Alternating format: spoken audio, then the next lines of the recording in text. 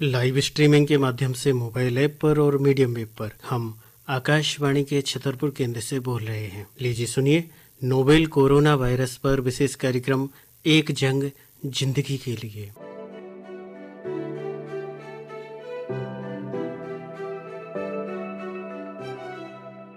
कार्यक्रम सुनने वाले सभी श्रोताओं को रविंद्र प्रजापति का नमस्कार। श्रोताओं, कार्यक्रम की शुरुआत में हम आपको बता देते हैं कि योजना के बारे में। ये योजना मध्य प्रदेश सरकार द्वारा चलाई गई है। इस योजना का नाम है जीवन शक्ति योजना। और यह योजना किन के लिए है? जो महिलाएं शहरी क्षेत्रों में रहती हैं और रोजगार के अवसर चाहती हैं, तो इनके लिए योजना लागू की गई है।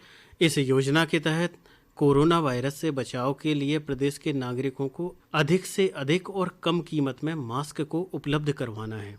इस योजना के तहत शहरी क्षेत्रों की महिलाएं जो उद्यमी हैं, काम करना चाहती हैं, वो अपने मास्क निर्माण के लिए पंजीयन करा सकती हैं। महिलाओं द्वारा जो मास्क बनाए जाएंगे उसे मध्य प्रदेश शासन निर्धारित दरों पर खरीदेगा। क्रय सामग्री के विक्रय हेतु जिले स्तर पर कार्यवाही की जाएगी। अब इस योजना से जुड़ने के लिए सबसे पहले आपको करवाना होगा पंजीयन। तो रजिस्ट्रेशन कैसे होगा?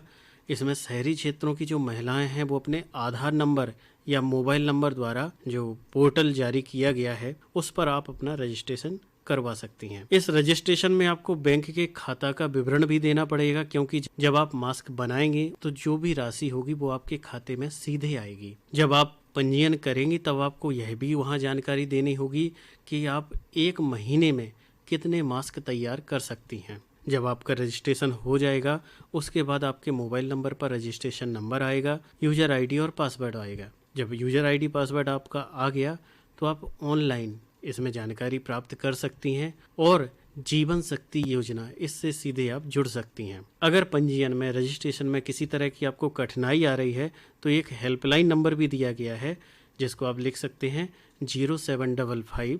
ये भोपाल का STD कोड है। नंबर है 2700-800।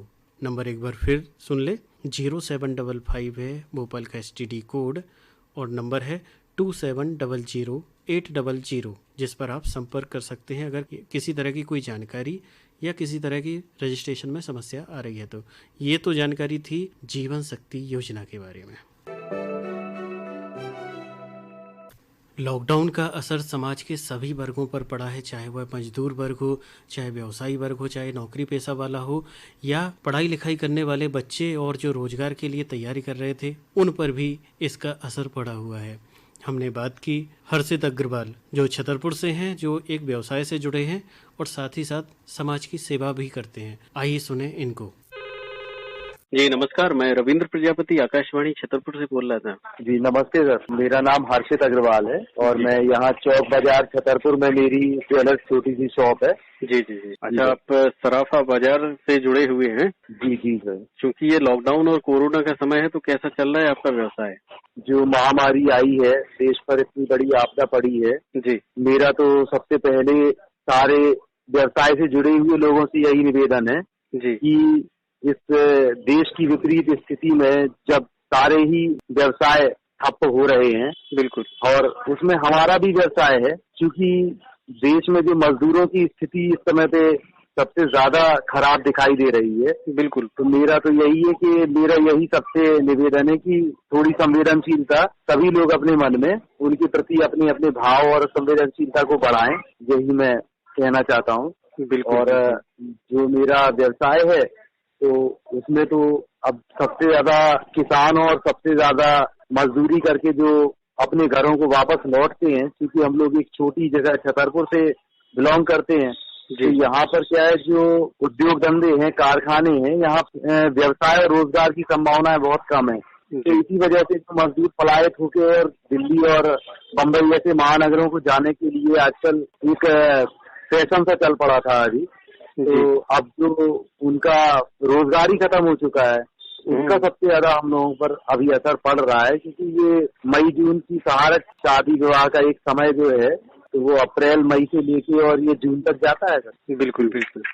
जब ग्राहक आपकी दुकान पर आते होंगे तो किस तरह से आप सोशल डिस्टेंस का मेंटेन रखते हैं? क्योंकि आपको तो आभूषण दिखाने हैं तो उनको टच ही करना होता है कहीं ना कहीं, तो किस तरह से आप दूरियां बना के रखते हैं और सैनिटाइजर वगैरह? जी सर। सर जब आते हैं सारे दुकान पर, जिस तरह से कस्टमर आते हैं, जी तो अभी हम लोगों ने एक नियम बना लिया है कि कस्टमर के बीच में भी 1 फुट का कम से कम हम लोगों को फासला रखना ही रखना है। और वो कस्टमर जो ज्यादा जल्दी में होते हैं तो उनसे फिर हम लोग क्षमा मांगते हैं कि भाई आप लोग इंतजार नहीं कर सकते हैं तो फिर किसी और जगह से खरीदिए। बिल्कुल। पर लेकिन हम जो शासन का नियम बनाया हुआ है तो हम उसी नियम के अनुसार ही उसका पालन करने के लिए और दूरी बनाकर ही आप लोगों से कार्य कर पाएंगे। तो आते हैं तब सबसे पहले जो कस्टमर, उनको हम लोग सैनिटाइज करवाते हैं। उनसे सबसे पहले उनका चेहरा और मास्क लगाने के लिए बोलते हैं चेहरे पर, कि आप बिना मास्क लगाए कोई काम मैं आपसे नहीं कर पाऊंगा। और हम लोग भी उनको जो माल दिखाते हैं, तो अब काफी रिस्ट्रिक्शन हो गए हैं कि जो आप पहनकर आभूषण देखते हैं जी तो वो पहनने की आजादी को कुछ हद तक हम लोगों ने अभी खत्म की हुई है कि जब तक ये महामारी का प्रकोप है तो तब तक आप लोग आभूषण को दूर से ही पसंद करें, पहने। और भी कई सावधानियां हैं जो हम लोग उसका पालन कर रहे हैं। कस्टमर जाते हैं उसके बाद हम लोग सैनिटाइज करते हैं शॉप को। अच्छा। जो थोड़ा बहुत उनसे लगता है कि सैनिटाइज होना चाहिए। जी जी। और छोटे छोटे बच्चों के लिए हम लोग बोलते हैं कि आप इनको मत लाइए साथ में, क्योंकि छोटे बच्चों के लिए तो शासन की तरफ से भी निर्देश है कि इनको 10 साल तक के छोटे बच्चों को नहीं लाना है। आप इनको मत लाइए। कोशिश करते हैं कि आप इसका पालन करें। जी हर्षित जी, हमने सुना है कि आप व्यवसाय के साथ साथ एक समाज सेवा से भी जुड़े हुए हैं, तो किस तरह की समाज सेवा करते हैं आप? अग्रवाल समाज का एक सामाजिक संगठन है जी। तो जिस समय हम लोगों ने ये लॉकडाउन के बाद देखा कि अब काफी परिवार ऐसे थे शहर में कि जिनके पास खाने के लिए 2 वक्त की रोटी भी नहीं हो पा रही थी। बिल्कुल। तो उन लोगों के लिए बस 40 दिन से हम लोगों ने ये सेवा शुरू की हुई है कि उनको अनाज, उनको राशन, उनके लिए हफ्तों हम लोगों ने उनकी मॉनिटरिंग भी की। जिसको ज्यादा पात्रता है, जिनके पास वाकई में कभी अभी तक कोई पहुंची नहीं है सहायता, तो उनको हम लोगों ने अपनी तरफ से राशन भी समाज की तरफ से उनको दिया। और अभी इस समय हम लोग जो मजदूर आ रहे हैं, कामगार जो लौट रहे हैं, उनको हम लोग भोजन के लिए पैकेट और पानी, बच्चों के लिए बिस्किट, ये हम लोग सोशल डिस्टेंसिंग के साथ उन लोगों को मुहैया करा रहे हैं। जी जी जी। देखिए, ऐसे समय में लोग घरों में रहते हैं और बाहर निकलने से डरते हैं, और देखिए आप लोग बाहर निकल के उनके समाज की सेवा कर रहे हैं, तो आपको डर नहीं लगता है कि हमें नहीं, पास में नहीं जाना चाहिए? सर डर तो लगता है, घर से भी डांट पड़ती है जी। थोड़ा सा, लेकिन जब मन में उनके लिए कुछ सोचते हैं तो लगता है कि जब ईश्वर ने जब हम लोगों को मानव देह दी है जी, और केवल मानव देह में ही ये सेवा का गुण है, और जब हम ही लोग सामने नहीं आएंगे तो कौन उनकी मदद करेगा? जी, तो किसी ना किसी को तो सर आना ही पड़ेगा। बिल्कुल सही बात। और जो हमारे घर के परिवारजन है तो उनसे भी हम लोग यही आशा करते हैं कि आप थोड़ा थोड़ा हम लोगों को अपना सपोर्ट दीजिए। तो सब लोग सपोर्ट भी कर रहे हैं। अब सबको लगता है कि नहीं, ये अच्छा काम हो रहा है जी। और जब उनके चेहरे पर मुस्कान आती है, जिन लोगों को हम लोग भोजन पैकेट देते हैं, उनकी जो मन से दुआएं निकलती हैं, तो वो मैं शब्दों में नहीं बता सकता आपको। बिल्कुल सही बात है। अच्छा, इस काम में आपके कौन कौन जुड़े हुए हैं? कुछ लोगों के आप नाम लेना चाहें? जी सर, मेरे साथ इसमें मेरे जो समाज के, नगर अग्रवाल समाज के, और जो अग्रवाल समाज के हमारे अध्यक्ष हैं उमाशंकर अग्रवाल दाऊ जी, जिनकी सबसे बड़ी प्रेरणा है हम लोगों को इस क्षेत्र में आगे लाने के लिए। ये हमारा महालक्ष्मी मंदिर जो सरानी दरवाजे बाहर है जी, तो यहाँ पर हम लोगों के समाज की तरफ से हम लोग हर महीने एक आई कैंप भी अभी लगाते रहे हैं लॉकडाउन के पहले तक। ये हर महीने की 12 तारीख को चित्रकूट से डॉक्टर आते हैं, तो हर महीने को वहाँ पर शिविर लगाते हैं। अच्छा। तो इस तरह से हम लोगों की जो सामाजिक गतिविधियां हैं तो वो हमारे दाऊ जी के नेतृत्व में चलती रहती है। और इसमें मेरे परिवार से मेरे चाचा जी श्री प्रभात अग्रवाल जी हैं, मनीष अग्रवाल, रवि अग्रवाल जी, संतोष अग्रवाल जी, हमारे मुकेश अग्रवाल जी, हमारे सौरभ अग्रवाल, सनी भैया। तो इस तरह से हम लोगों का ये छोटा सा एक संगठन भी है, और हम लोगों का एक साथ है जो हर समय हर तरह से सेवा करने के लिए तत्पर रहता है। साथ ही हमारे मीडिया से हम लोगों को हमारे श्री हरि प्रकाश अग्रवाल, श्री सुरेंद्र अग्रवाल जी, हमें उन लोगों का भी आशीर्वाद मिलता है। हम उनकी छत्र छाया में आगे बढ़ने के लिए आगे बढ़ने की कोशिश कर रहे हैं कि जो भी जितना बन पड़े हम लोगों से, तो हम लोग समाज के लिए कुछ कर सकें। जी जी जी। हर्षित जी, आपसे बहुत अच्छी बात हुई, आपका बहुत बहुत धन्यवाद। Thank you sir. अभी आप जिन्हें सुन रहे थे ये थे हर्षित अग्रवाल छतरपुर से।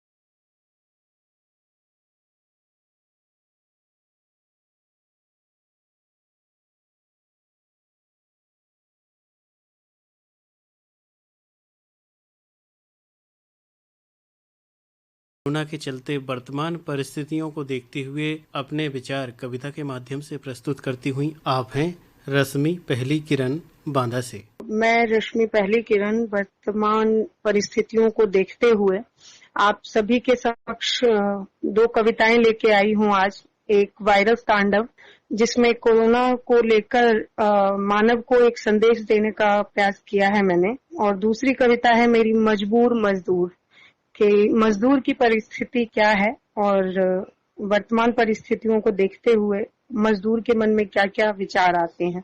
अपने परिचय की 4 पंक्तियां रखती हूँ आप सभी के समक्ष कि मैं खेलने की चीज नहीं, मैं खेलने की चीज नहीं, दुआ हूँ अपने परिवार की, पाप नहीं हूँ, पाप नहीं हूँ मैं, पुण्य हूँ सबूत हर एक एहसास की।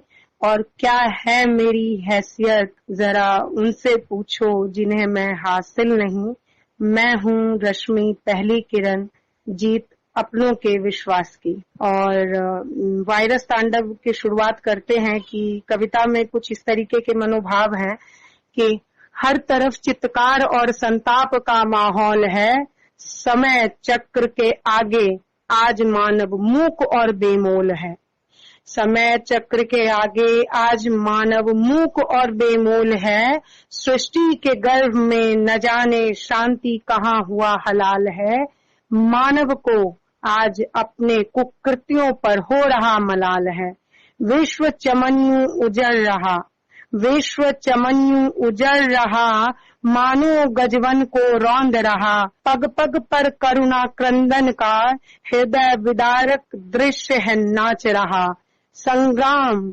संग्राम ये देखो कैसा है, नरजीवन को है तरस रहा और विज्ञान ने घुटने टेके हैं, ऐसा वायरस है फैल रहा। आगे की पंक्तियां देखिएगा कि चहुं ओर भुवन पर पीड़ा है, चहुं ओर भुवन पर पीड़ा है, यह कैसा घोर अंधेरा है, मानव मानव से दूर हुआ, अब ऐसे वक्त ने घेरा है। और ये धरती कितनी उज्जवल हुआ करती थी कि आज के समय में क्या स्थिति हो गई है कि उगते सूरज सी खिलती धरती, जाने कैसे है मंद परी, और विश्व पटल पर महामारी से लाशों की है ढेर लगी। जागो जागो मानव अब भी जागो, छोड़ो रन और बल का मद संगम, यह कितना खोदोगे गोद गोद कर, प्रकृति का दृश्य विहंगम, यह संसार का ना व्यापार करो, संसार का ना व्यापार करो, यह सौदा नहीं सौगात बरा, सीखो सहेज इसकी रक्षा करना, मत और दिखा औकात बरा। और लास्ट की 4 पंक्तियां हैं इस कविता की कि बल के मद में अंधे होकर कितना विनाश करवाओगे, अब भी अगर न संभलोगे तो जाने कितने ठोकर तुम खाओगे, कर तांडव विनाश का आपस में बस खाक में मिल जाओगे, और करना सीखो सम्मान धरा का, वरना 2 गज कफन भी ना तुम पाओगे, वरना 2 गज कफन भी ना तुम पाओगे। और मैंने भी परिस्थितियां देखी, आप सभी ने देखी कि मजदूर की परिस्थिति क्या है, वो किस कदर मजबूर है। तो उन चीजों को ध्यान में रखते हुए मेरे मन से भी कुछ पंक्तियां निकली। उम्मीद है आप सभी तक ये पंक्तियां पहुंचेंगी कि मजबूर मजदूर क्या कहता है। सियासत का केंद्र बिंदु, सियासत का केंद्र बिंदु रह गुजर इस देश का, माँ भारती के पथ पर दंश झेलते समय का, तुम मजबूर मजदूर हो, तुम मजबूर मजदूर हो। कहर कोरोना का यूं तो सब पर ही है छाया, पर पीड़ा पलायन का बस तुझ पर ही है आया।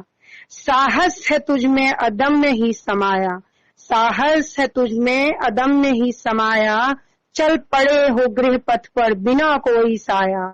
समय के नजाकत को है अपना ताकत तुमने बनाया, और समय चक्र के आगे आज भले ही तुम झुके हो, पर प्रकृति के गोद में ना कभी टूटे तुम और ना कभी टूटे हो, समक्ष वर्तमान के तुम फौलाद से डटे हो।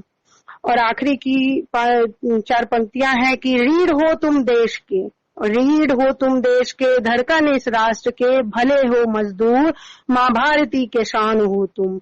हो अन्नदाता विधाता तुम राजनीति निर्माता, हो अन्नदाता विधाता तुम राजनीति निर्माता, राष्ट्र की शक्ति तुम भारत भविष्य निर्माता। और खड़े हो अटल अडिग संबल सैनिक सा, खड़े हो अटल अडिग संबल सैनिक सा, और दे रहे डटकर ईमान से इम्तिहान इस समय का, और दे रहे डटकर ईमान से इम्तिहान इस समय का।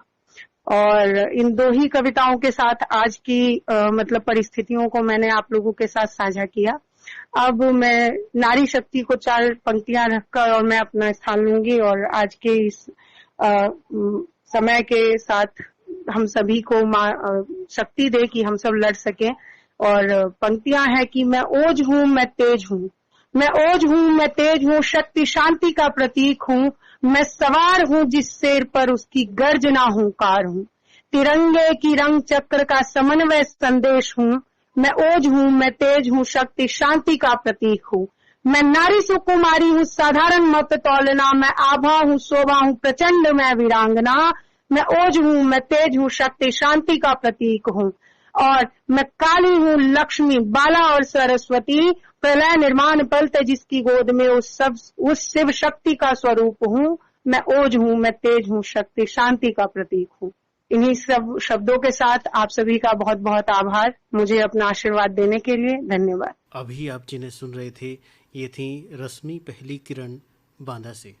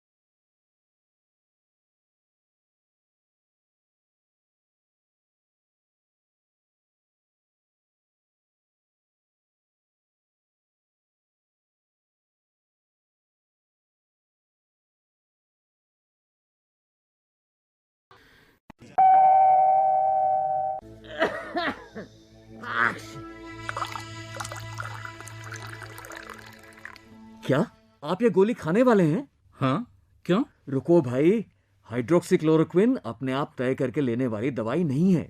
अपने डॉक्टर की सलाह पर ही आप इसे ले सकते हैं। पर क्यों?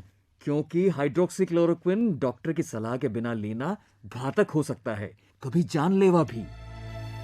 ध्यान रखिए, सुरक्षित रहिए। जिला छतरपुर के कलेक्टर शीलेंद्र सिंह की जिला वासियों और समाज सेवियों से एक अपील की है सभी से। आप सभी लोगों ने अभी तक जिला प्रशासन का हर संभव सहयोग किया है, तभी हम सभी कोरोना वायरस जैसी महामारी का सामना कर पाए हैं। इसके लिए मैं आप सभी को धन्यवाद देता हूं। पर कोरोना का खतरा अभी टला नहीं है। साथ ही कई प्रवासी मजदूर बसों के माध्यम से रोज जिले में प्रवेश कर रहे हैं। ऐसे में हमें अत्यधिक सतर्क और सुरक्षित रहने की ज़रूरत है।